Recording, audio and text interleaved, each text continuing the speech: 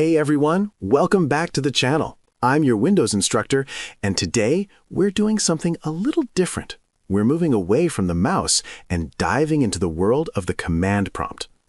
Now, I know the black box looks intimidating, like something out of a 90s hacker movie, but mastering a few basic commands can actually make you faster and more efficient.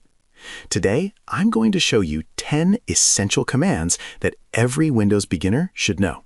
Let's get started. Getting in. First, we need to open the door.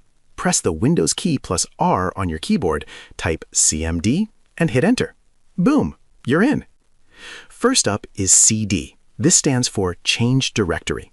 Think of this as clicking on a folder in File Explorer. If I want to move into my Documents folder, I just type CD Documents and hit Enter. Want to go back out? Type CD ... that's 2 dots, and you move up 1 level. Simple, right?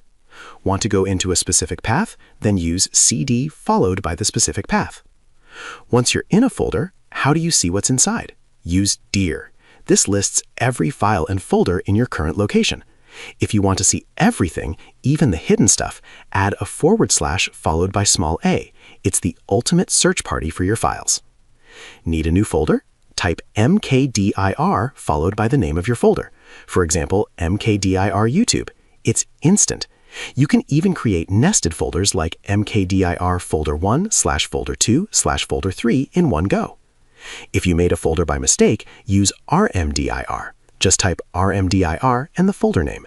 Note, this usually only works if the folder is empty. It's a safety feature to keep you from deleting important stuff by accident.